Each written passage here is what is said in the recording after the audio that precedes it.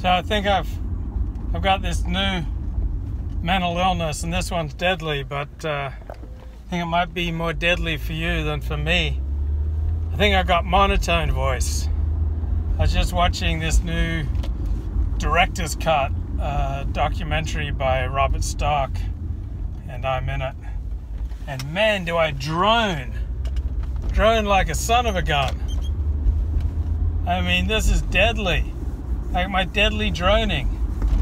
And here's the thing, you know, I've always been a droner, live my life droning on, and I'll be droning on, and droning on, and droning on. Yeah. So I do this show with Kevin Michael Grace, and he's got this dramatic voice. I mean, he's a true broadcasting professional. And when I watch back our shows, I've got this monotone voice, otherwise known as tired voice. Just so this is deadly. I got to do something about my monotone voice. I don't want to be dragging Kevin Michael Grace down with my deadly droning monotone voice. Yeah, I'm tired. Yeah, I'll admit it. Not getting enough sleep. Wow. Last 2 days. Terrible night's sleep. When I can't sleep, I put on a book on my phone or something, listen to a book. And so I've been listening to War and Peace. Well, this podcast, they do a chapter of War and Peace a day, because there are 361 chapters in War and Peace, and then discuss it. And I just had it on all night because I just couldn't sleep. So I need to practice better sleep hygiene so I can give you the high quality video streams without the tired monotone voice. You don't tune in for the monotone voice, right?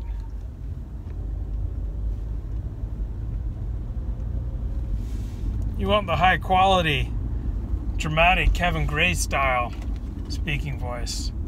So I need to get the sleep so that I can provide the high quality YouTube streaming. Whoa, okay, monotone voice. Note to self, research monotone voice. Start, one of the suggestions for overcoming monotone voice is to read to children, read from children's books, because it will give you an incentive to take on different voices and to play more. So, Chuck didn't stay in his lane. So, start going around the neighborhood and reading children's books. I think it should be a big success. Okay, next mental illness.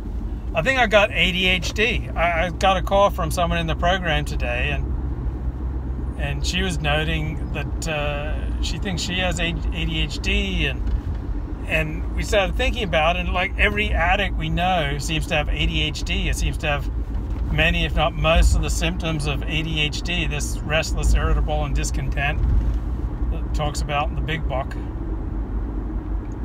A friend of mine briefly dated a sex addiction therapist, and I ended up interviewing her about 8 years ago, and she told me that every one of her clients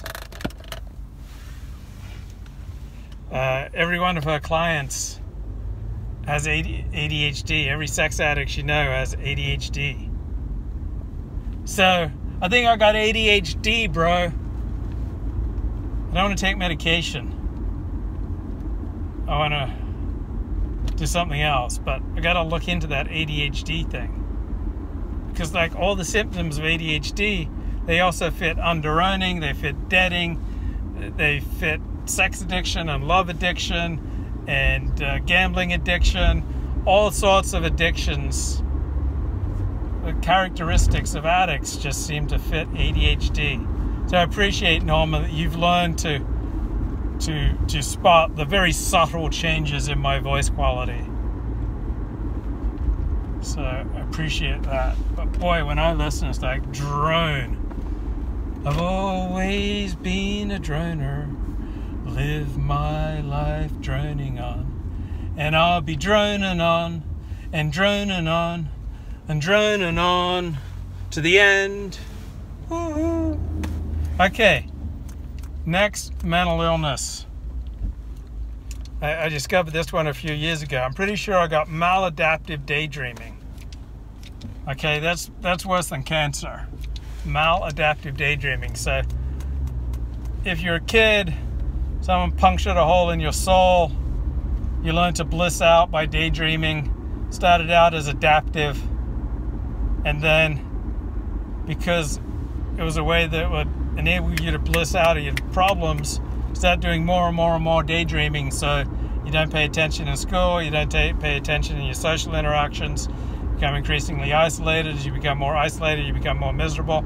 Get out of feeling miserable, you start daydreaming more and more and more, get lost in fantasy, build up these delusions of grandeur, start blissing out to increasingly, or say, eroticized fantasies, or just grandiosity fantasies that you're an incredibly powerful person, incredibly important person, incredibly influential person, and you walk down the street and you mutter to yourself, "Oh, I'm the new sheriff in town."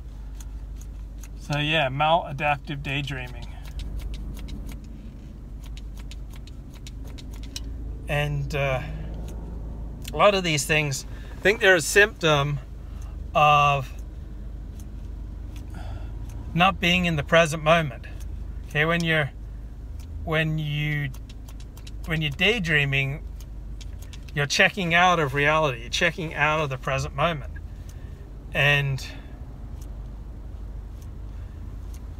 wow, so Stephen says the most serious mental illness is the constant use of the word like. So we'll see how I'm doing with that one. But what's that called when you disengage?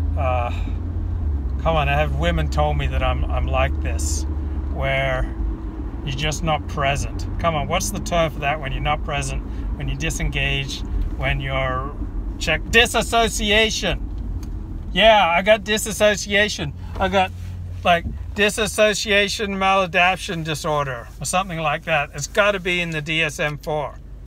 And oh, by the way, I was talking to someone in one of my money programs today, and he said that under-earning is in the latest DSM. So I don't think it's literally under-earning, but I got to look that up. Like this poverty consciousness, or this fear of success, or this living a small life, hiding and biting.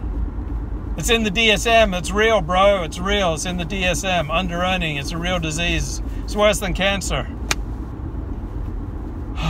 So disassociation. So I went to bed with Kendra Jade. Okay, see, it all begins with AOL Messenger. So it was 19. Okay, I don't have the like disorder. That's one mental illness I don't have, at least not severe, really. So I was chatting with Kendra Jade on AOL Messenger in 1998, and my website had become this huge success. It just blown up. I was getting 10,000-15,000 visitors a day, and I was really feeling my oats. So I made a very lewd suggestion to Kendra Jade, an esteemed actress in this genre that I was covering, and she said sure. So whoa. So she came over, and I showed her my computer, I showed her my website, and one thing led to another, and afterwards we were like lying back, and it always usually creates a feeling of intimacy after you do intimate things. For me, I start feeling more intimate about a person. And so she told me, you know how they say that all porn stars are sexually abused as kids, and we always say it's not true? And she said, well, I think it is true. It's certainly true for me. I was sexually abused as a kid, and so I learned to disassociate. And so when I have sex, I'm not really in my body. It's like I float out of my body, and I'm up on the ceiling kind of looking down on what's happening. And so I've had a lot of people tell me that I seem to be disassociated, not really present, or just my emotional responses are not appropriate. People are always telling me not appropriate. That was something I got a lot. Maybe I don't get that as much anymore. Remember, I went on this singles trip to Israel, and I kind of had a thing for the trip leader. But when we'd go around visiting these various Jewish institutions, I'd keep saying these things that were really inappropriate, according to this woman. And she dated me for a few months afterwards, or a few weeks. See, I'm a liar. I'm telling you there was a few months, and it was a few weeks. And then she said, I think we want different things. That's what successful women always say to me when they break up. It's like, look, we want different things. You want to live in a hovel. I want to live in a mansion in Beverly Hills. Okay? You're content with earning $40,000 a year. Like, I want to earn very much into six figures, and I want a maid who earns the same. Now, they don't provide those details, but the nice way they express it is, I think we just want different things. That's what successful women always say to me. I met this woman on J-Swipe, and it seemed like it was going well, and then she said, well, where do you live? And I told her, and haven't heard from her since. So I guess on a J-Swipe profile it says she was into real estate investing. She was Persian, and she lived in Beverly Hills. So she lost interest. So yeah, disassociation. So that's kind of like daydreaming in a way. It's not really being present, and probably leads to monotone voice, tired voice, disassociation. Yeah, press like to boost Luke's self-esteem, help him to break out of the iron steel shackles of maladaptive daydreaming, ADHD, and what are the other things I got? I got a lot of them. So, suggestion that I should dye my hair if I want to get the younger women. Well, I used to dye my hair at low impulse control. I got that.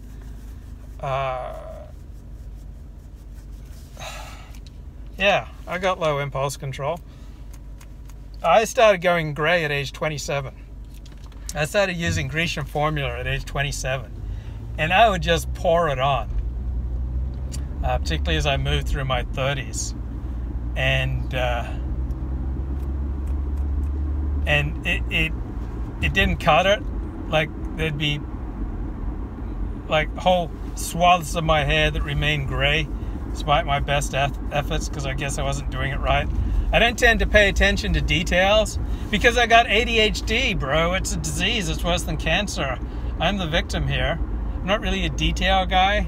I'm more of like a big picture guy. I'm not the guy you want checking the engines before the plane takes off. And so because I did such a lousy job with the Grecian formula, I would just start dyeing my hair. And then, of course, it would grow out, and so the roots would be gray, then more and more of my hair would be gray, but like the ragged edges would be black. And then I just don't think Judaism approves of dyeing your hair for men. Like, that's something women do. I don't think men are supposed to dye their hair from a Torah perspective. Thank you. I look roguishly handsome back in my early porn years. Thank you, Norman. And so I just stopped dyeing my hair in early 2008 and started growing a beard. And so now no more dye on my hair. My Chinese blood keeps the ear hair from sprouting. No, I just use my shaver. I just like get right into my ear and like I tried to ask these girls if they would mind like trimming my ear hairs, but they didn't seem to be really into it. So, I mean, I thought it'd be a big turn on for them. You know, one of the best measures of your cardiovascular health is whether you can maintain an erection when she's on top. Because like, if you can't maintain an erection when she's on top and she's an attractive woman, like, that's a sign of poor cardiovascular health. So the strength of your erections is one of the best tests for your cardiovascular health. And I think it's probably also how far you can shoot. It's like, I remember when I was a teenager, I'd like shoot across the room. And then as I aged, kind of my reach and my strength of my rising to the occasions rapidly began to diminish, and my hair started turning gray. And at least I got the comfort of the pursuit of wisdom. So no matter my frailties of health, at least I'm a lover of wisdom. So yeah, check that out. Strength of your erections, good measure of your cardiovascular health. So if you're not really rising to the occasion, no, Viagra is cheating. I mean, I'm not saying you shouldn't use Viagra, but if you can't stay strong without Viagra, it means that you got poor cardiovascular health. And I want you to be healthy. I want you to be strong.